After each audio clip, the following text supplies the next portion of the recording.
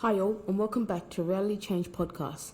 I'm your host Sizzle, and today I'm joined by special guest Alfred. Thank you. Oh no intro today. No intro today. Well, you just say the intro for me. Okay. I'm grateful to be here. Okay, and our topic today is life and death is in the power of the tongue. Mm-hmm. And not just any tongue, your tongue. That's how. And what I mean by that is that what you speak must be manifested into the outer world. For example, if I'm constantly speaking negative things over my life, that's what shall appear. Exactly. You know? And it's not about, it's not about getting worried about, I need to watch every word. It's about just being conscious and being aware of what you want in your life. Yeah. And then speaking that,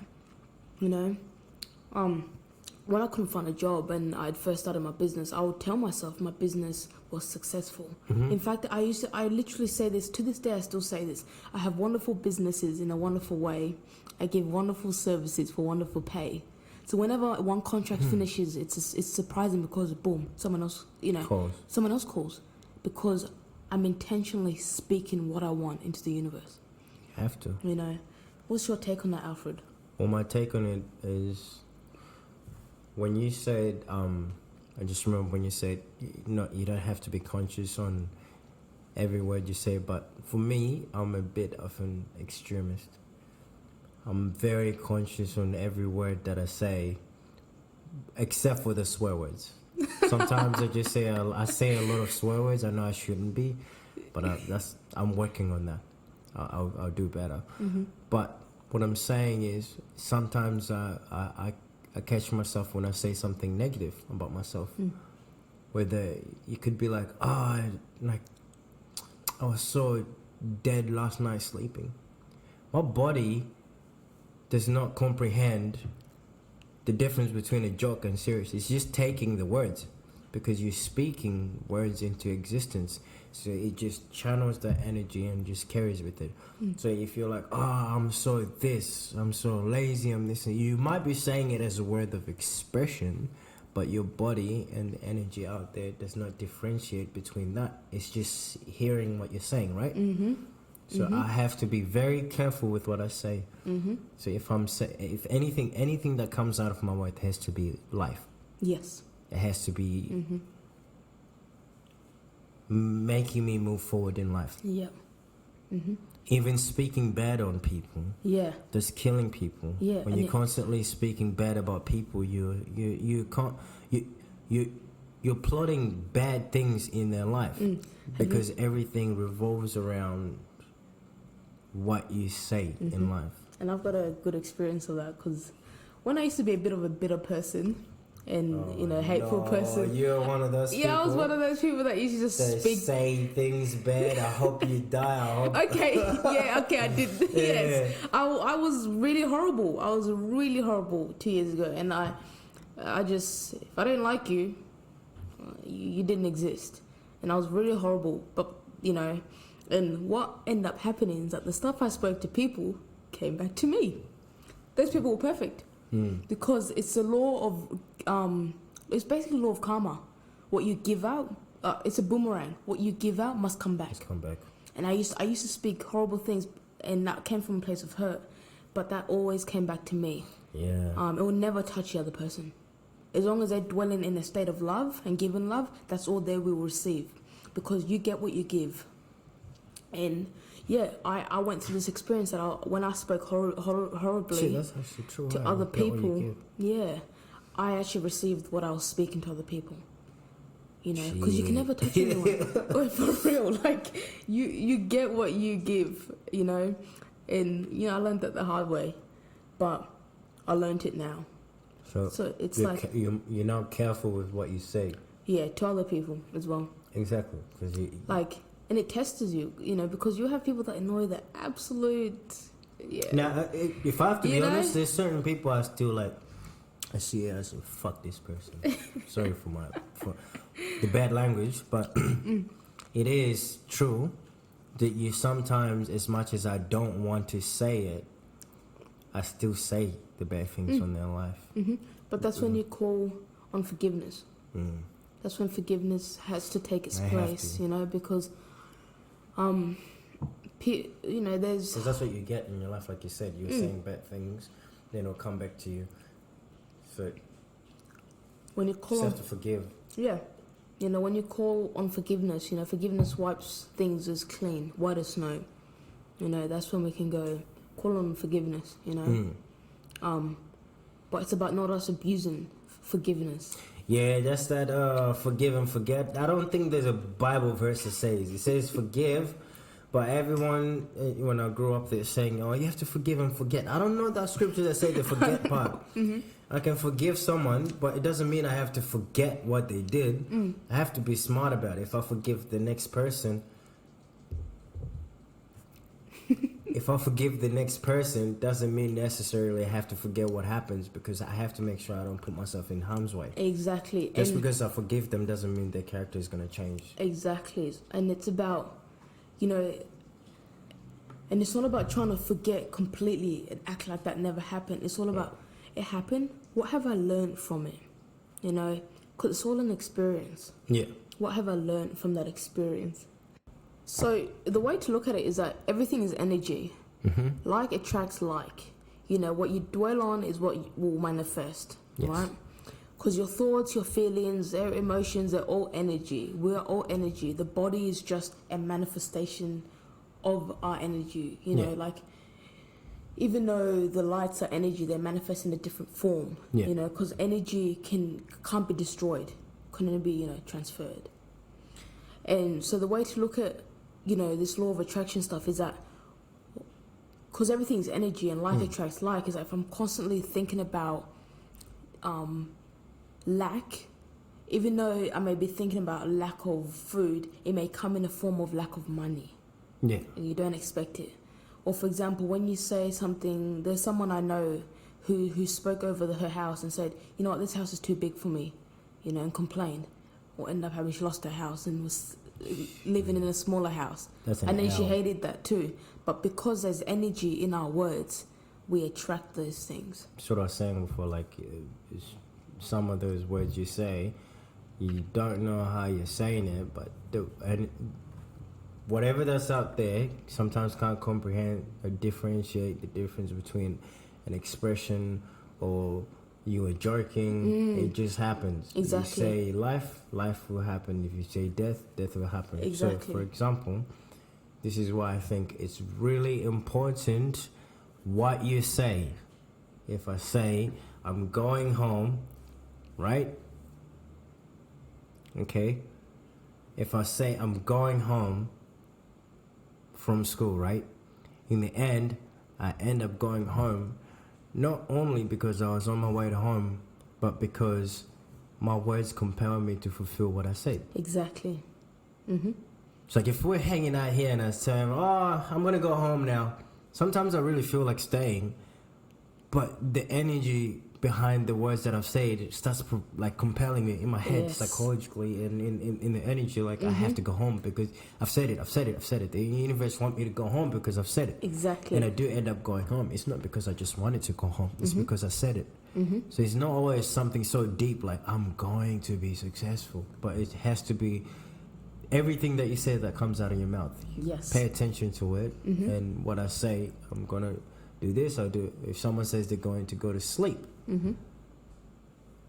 they don't end up going to sleep just because they're going to sleep. They planned on going to sleep. They end up sleeping because they say the words, and eventually that time has to come.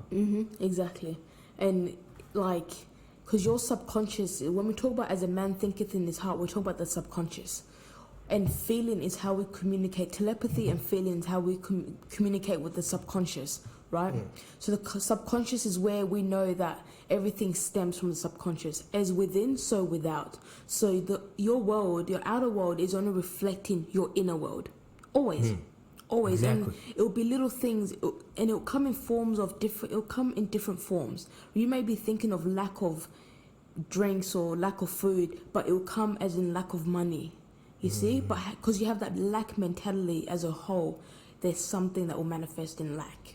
You sound like So when we talk about energy, like you said, there's days where I just say stuff like I used to tell myself my business shall be successful, but But the problem with that jump is that I came from having no job to saying such a big affirmation that my subconscious rejected it, because my mind, my conscious was just flooded with a lack, because that's what I was in at the moment. So it's about saying, okay, I'm going to get one contract. And you must feel, how would you feel if you had that one contract? Because the feeling is the secret, and the world is at your command. All the world is, it's like a genie. Oh, and it just becomes... Your wish is my command. You know, I but like how you narrowed it down to like one contract, instead of you having a pull in your head of like, oh, I'm gonna get contracts, but you're not really focusing on one thing where your mind can actually meditate. You say, I'm gonna get one contract. That's the only thing that's in your mind. So you narrow everything down, exactly, and eventually get a contract. Yeah. And from then you say, I'm going to get a second contract, and then your mind focuses on that and the energy, you get the second one. But if I keep saying, I'm going to make it, what are you going to make? You need to be specific. You have to be specific with your words, and sometimes. Yeah, and feel, how would you, ask yourself, how would you feel if you made $1 million? You know? And you mentioned something about meditating. I'm going to touch on this before we finish. And because meditating for some people is prayer. It's just, it's that quiet time, And meditating, I used to hate meditating. I used to be like, what is this stuff, But meditating is the most powerful thing. You don't have to move anything. You just have to lay there and breathe. Focus on your breathing. Everyone does meditating. Yeah. That's what people don't understand sometimes. They think meditating, you're sitting there, you got your hands on the side, legs crossed. Meditating is what's lingering on your mind, and you're putting your focus on constantly. So you could be meditating. This is a bad analogy or a bad example on pornography. Yep. No, people will stay on porn for like hours and thinking about provocative things constantly, and their mind is just filled with, when you start seeing women in different ways, you just see them as like different objects, because that's what your mind is, that's what you see. So your mind is just constantly fed with naked women, naked girls, this and that. You're meditating. Exactly. This is what you're putting in yourself. So if I'm sitting here and constantly meditating on how successful I'm going to be, and good things, and that's what I start seeing, and I gravitate to that, and the energy out there gravitates to me as well. Exactly. But if you just a bad thing will come to you because you're meditating on it constantly. Exactly. And that's why people get confused, because they think the devil is out there getting them, whereas everything in this world is within you. But ego. you probably are the devil. Yeah, you are. The devil. You're one with everything. God, universe is within you. The devil, ego is within you. Yeah. And it's about what you focus on, because nothing that happens in your life comes from without. It all stems from within. It's like a tree. A tree can never produce a fruit that wasn't first planted within the tree. Can't get oranges from an apple tree. Yes. And when we there's a verse that says, focus on things that are true, that are noble, that are joyful, because that's what you attract. Quick question, Alfred. Yeah. What if I've got hard stuff happening in my life, right? I'm not going through the best time. Yeah, but who doesn't? Am I meant to focus on the good? How do I deal with the bad, or what? Well, first thing you have to realize, everybody's going through a bad trip, bad life, whatever. That's just the part of the life puzzle. You don't get good, because life is just bad with just a lot of good. So you have to experience the bad for you to really experience the intensity of the good. Absolutely. So instead of you focusing so much, if you're in the bad state, on just how bad it is, focus on your weaknesses, what you could do better. Exactly. And something about yourself. Find out, okay, for me, for instance, I find out when I'm going through a bad state, I tend to drink liquor. It's not just to comfort me or anything, but this is confirmation for me to understand that there's something that's wrong, that's going on in my head, mentally and emotionally and physically. Yeah. I can subtract this for something else, and I've already figured that. I know that about myself. It's either I'll start go training instead of drinking this, but it depending on what I'm going, what I want at that time. Yeah. Maybe sometimes I don't want to be in a gym. Exactly. I'm going through a phase where instead of going to train, it's not the best thing. I'd rather drink a glass of wine or two. It's bad to other people, but for me, it works. Yeah, and I feel like you have to develop, strategies that work for you. Personally, podcasting, right? After I feel like I've finished a podcast, I feel like I've just finished a therapy session. Yeah, it works for you. That's know? what works for you. I can't tell you what works for you. I can't tell you what's bad, what's good, what's right and wrong.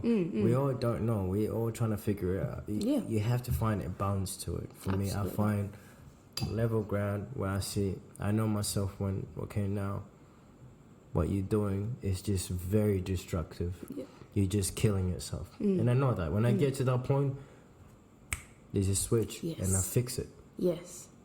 That's the responsibility everyone has to have. Not to think everything is going bad and you want everybody to feel bad for you. I'm sorry, I'm not, because I'm feeling bad about myself.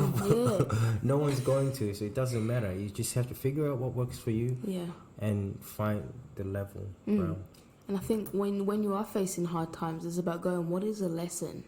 Because too many people go, why me, why me? I hear this all the time. People are like, why me, why me? And I'm like, what's the lesson? There's a blessing in disguise. Me losing my job at the time was the worst thing. Man, I had people calling me for money I did not have. Tried to get Centrelink, your parents earn too much. I couldn't get a cent. But what that taught me is how to manage. It was a blessing in disguise. You probably made more money than you were at your job before. Exactly. Because the more you manage, the more money flows. It's a law. It's a law. So when you go through hard times, it's about looking at what is the blessing in disguise. What am I meant to learn from this? Yeah. And not being, because I know people that go, everything's fantastic, like toxic positivity. Yeah, bullshit. Like accept your hardships and go, this is hard at the moment, but I'll get through this. Perseverance, and there'll always be people to help you, but they can't be your source, because your source lies within you. Exactly. Everyone else can be a resource. Even your mom can serve you. Your dad, nobody. They're going through their own problems. Yes. Doesn't matter.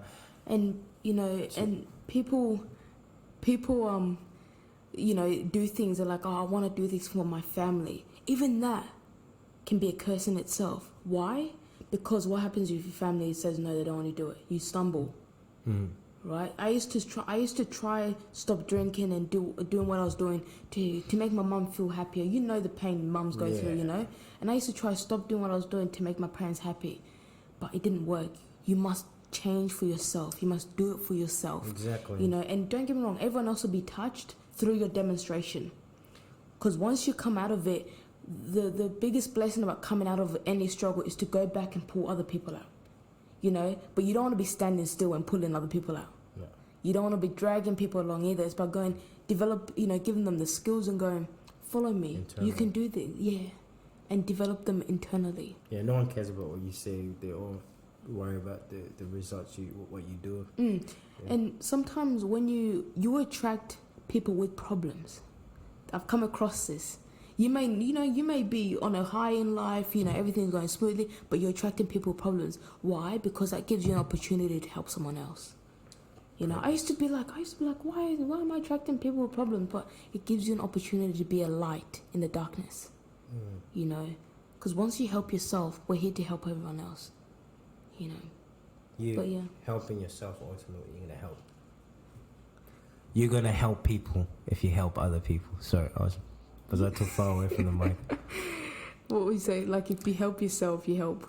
Yeah, so what I was trying to say, you're helping you're helping other people. Yeah. Because they don't have to help you to start off with, number one. Number two, you're helping you. Someone else that's watching from an outsider, you can say, he helped himself, I can do it myself. Exactly. You helping someone else is putting yourself in a position where you can physically, emotionally, and mentally help someone. Exactly. Just thank three-way you. of it. Thank you, Alfred. And once again, your host, Sizzle Fuyana. Do I have what do you call this? When you get out of this, there's an intro and there's a. Oh, I don't know what the outro is. I just know the intro. Oh, thank you everyone for listening to the Reality Change podcast. Thank you, Alfred. Say it. Conclusion. To conclude this, ladies and gentlemen, follow me on Twitter, Facebook, #Instagram, Snapchat. Thank you. It's been a pleasure. God bless. I thought he was talking about follow Reality Change, but he was talking about himself. Yeah. But yes, follow us. I have to plug myself in there, somehow. I know there's people watching you, so I gotta plug myself in. But yes, follow us on Instagram, Facebook. Alfred Zara.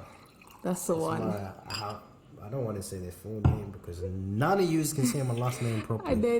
And then yes, follow us on the Reality Change on Facebook, Instagram, YouTube, and Apple Podcasts. But thank you once again, your host, Sizzle.